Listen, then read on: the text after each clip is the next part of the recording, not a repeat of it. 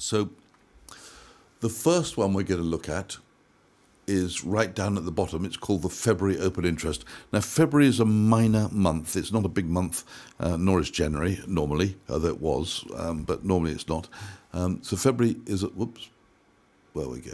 I keep coming off it. February is a minor month, and the number of open interest, what we're looking here, this blue line right at the bottom, you can see there's almost no open interest in February because it's a minor month, and that's going down towards nothing at the moment. So we're almost there at nothing.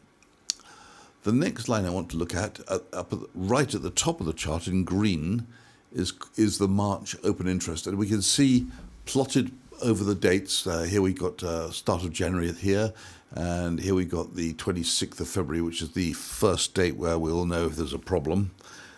We can see that the number of futures contracts is falling towards zero. Now, that's perfectly normal. All future contracts, as they approach the maturity date, tend to go down. The trouble is this one's not going to reach zero on the present trajectory. It's going to reach, we're going to get to a figure where it looks like there'll be a severe shortage of about, we'll have 120 million ounces outstanding. And I'm going to talk about what that means, but basically it means the longs are going to take delivery of up to 120 million ounces. But there's a slight problem because the silver isn't there, at least not at the moment, and looks like it won't be there by the time we get to February. Because if we look at this chart, the black line, which turns blue here, the dotted line is the projection, we can see that the silver inventory has been falling. Here it was about 140, 150 million, 130 million ounces at the beginning of January, and now it's below 100 million ounces, and the trajectory is downwards. So if that trajectory continues, we'll be down at about 70 or 80 million ounces by the time the first delivery of the March contract comes, bearing in mind there'll be about 120, 130 million ounces demanded by the longs. Clive Thompson warns that COMEX registered silver has dropped below 100 million ounces, while March open interest could require around 120 million ounces for delivery. If longs stand for metal and shorts cannot source enough silver, they may be forced to buy back contracts at higher prices, potentially triggering a sharp squeeze into March. Thanks for watching. Give a thumbs up and subscribe to Fine Metals for the latest insights. If you've got a short who's unable to deliver or doesn't want to deliver on the first notice day, they can delay it, and they can delay it hoping that the longs will capitulate, but they've got a hard deadline, which is 1 p.m. on March the 30th. They have to have either closed their position by buying back the futures contract, if they can, if it's available from one of the longs, or they have to give notice to deliver by 1 p.m. on 30th of March. After that, there's no more time. And if they can't file because they don't have the warrant in metal, and they can't buy back their short because the market's too thin or just too expensive, then they're looking at a failure to deliver. And that invokes the force majeure clauses at the CME. And we don't know what the CME would decide in such circumstances, but they could decide on cash settlement at a price that they choose, which means that maybe the buyers of silver wouldn't get the silver, they'd get a cash settlement, and then they take that cash and try and buy silver and find they have to pay twice as much. Based on present projections, that silver won't be there, so not all the silver can be warranted. So what are they going to do? They've basically got two choices. They can wait it out until the end of March, hoping that some more silver comes into COMEX, and they can buy that and deliver it. Or they can close their contract by buying back the silver, buying back the silver, which basically means that the price has to be high enough to entice one of the longs to sell it to them to match the deal. Of course, there are plenty of longs who are making a market, so there's always going to be a two-way price, so it won't be a problem. But they'd have to be net buyers to for their total open interest to go down enough that the rest of the open interest is covered by silver, which is actually there, which doesn't look like it's going to be the case at the moment. Let's go to what happens. Let's just talk about who controls the market. Effectively, the market is controlled by the shorts, not the longs. If you want to buy silver on COMEX, you just buy a future and then you wait for the current month, but you do not know when the short will decide to file an intent. And the minute it does, that's going to be matched up with one of the longs. It could be you or it could be somebody else, you don't know. It's a lottery. But if you haven't closed your position by the first intent date, the 26th of February, then you're likely at any moment to be told to pay, because don't forget the silver's on, you've got only paid with margin, you're going to be told to pay for the silver and the silver will be delivered to you. You have no choice about it. So those longs who have not closed their position by the end of February will be signalling an intention to receive the silver and presumably take it off the exchange and use it for something. So the short initiates the delivery process, not the long. The long just sits there passively in the delivery pool waiting to be matched, which can come any day in the month of March. The short decides when to file their notice of intention to deliver. So the intent date for March is on 26th of February, and I'll tell you what that means in a second. And then 2 days later, business days later, we have the delivery date, which would come on the 2nd of March. That's the first delivery date, but the shorts can still deliver silver right through the month.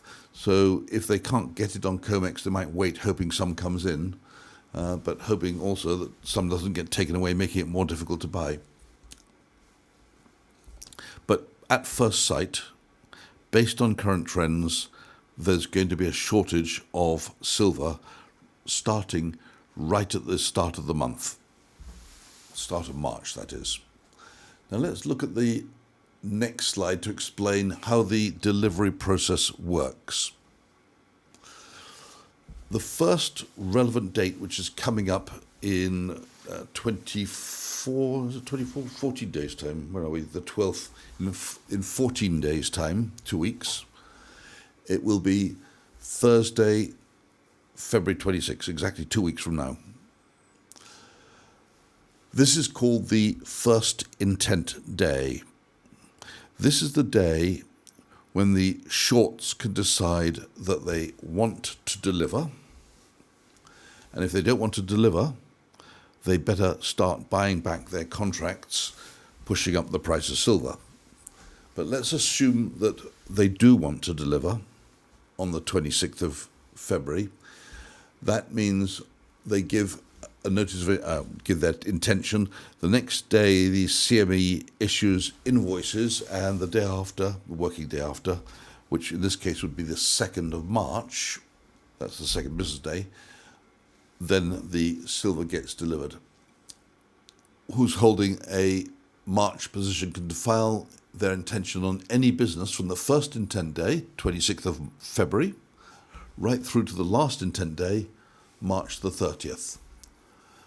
So if they file on the 26th, they have to deliver on March the 2nd, but if they file 2 weeks later, they're not delivering on March the 2nd, they're delivering 2 working days, 2 business days after the date that they filed.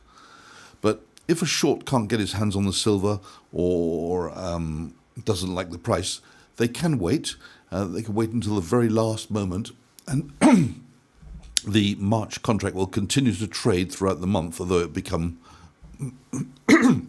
much thinner and much harder to trade as the month goes on. So that would obviously be some sort of squeeze, and the price of silver would be being squeezed higher, particularly if the longs aren't willing to close out their position. And why should they? If they got to the end of February, they presumably have the money to pay because they don't know when they're going to be delivered the silver, so they're just sitting there saying, I'll take the silver today, I'll take it tomorrow, I'll take it next week, or take it in 3 weeks, doesn't matter. I'll take it at the end of the month. They're willing to take it. So the longs are not under pressure, but the shorts are. So that would, in normal circumstances, push up the price of silver. Of course, the other thing which might change is there might be suddenly a huge surge of silver coming into COMEX from the registered silver, from the eligible silver, or from miners or some other seller like an ETF. But in all probability, for that to happen, the price has to go higher. First of all, the first number to look at is the registered silver, which is currently, for the first time, below 100 million ounces. Don't forget, a few months ago it was up at 160 million ounces. A few days ago it was at 110 million ounces. And now it's only 98 million ounces. So below 100 million ounces available in registered. Registered is the type of silver which can be delivered to meet a futures contract. But there's also on the CME 283 million of eligible silver. That's silver in the right shape and form, but it's not warranted. It can't be delivered unless it's converted to registered by getting the appropriate warrant. But in general, where it's eligible, it means it's held by people who don't intend to deliver it as a consequence of one of the futures contracts. But they can change their mind and they can move it backwards and forwards. But a lot of that silver will be owned by exchange-traded funds, by family offices, by sovereign wealth funds, by hedge funds and so forth. So a lot of that 283 million supply you see there wouldn't be eligible, wouldn't be convertible or converted into registered. But silver can move backwards and forwards between registered and eligible. But I'm just going to have a look at what's gone on yesterday. This is just one day's snapshot, but it will put it in context what I'm about to show you with some very interesting graphs in a few minutes.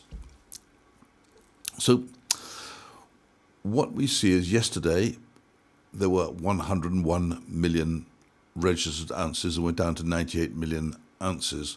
What happened to reduce the number of registered ounces? Well, we can see very clearly that 3 million ounces, it's called adjustment, 3 million ounces went out of registered and into eligible. What that means is that someone somewhere decided, go back to where we are, someone somewhere decided to put 3 million ounces, take it away from being deliverable on a futures contract and put it into eligible, which means that it's sitting there, could go back again. Now, the reason they might put it in eligible, perhaps the fees are less in the eligible section than they are in the registered section, something like that. But anyway, that's why the registered has dropped below 98 million. So probably what will happen is the silver price would rise so that we encourage some of the longs to sell their silver back to the shorts, so both sides actually close their position. Now let's look at these vertical lines. The first one, the first blue line, is the first delivery date for February. So those who had the February contracts, and don't forget they're very, very small, can basically they can keep their contract going if they want, and this is the shorts who can keep it going, but they have to deliver before the end of the month. And I'll explain the mechanism for that in a moment. But as you can see, it's really insignificant. The number of shorts on the February exchange month are almost nothing, and they've almost all delivered already. But that would be the first delivery date. Now, the shorts can choose to deliver on any date right through to the end of the month. These numbers will definitely change, and we won't end up in a situation where there's less silver than there are longs, because what's likely to happen is that the price of silver will rise as we get closer to the delivery date, because no short wants to be squeezed at the last minute. So they'll start bidding up the price to entice the longs to close with them. So the price will probably go higher, and this is just my assessment, not investment advice. I don't know anything about investments. I might be a complete idiot here. but I think the price should go higher as we get towards this crunch date, 24th of February. Now, if you like what I've been saying, you can hit the like button. If you want more of these, hit the bell button. I will keep people posted as we get nearer the month, because as we get nearer to the 26th, 27th of February, we will know for sure if there are still longs out there which exceed the total supply of silver in the registered category. And if that's the case, you could expect another almighty squeeze upwards in the silver price. But I don't know that's going to happen. I'm not forecasting it to happen. I think it won't, because I think people are more cautious than that. So I think they'll be buying back their contracts during this month. And I think maybe some silver will come into the eligible category, which could then be converted to the registered category. But overall, I think the silver price probably goes higher to make this happen.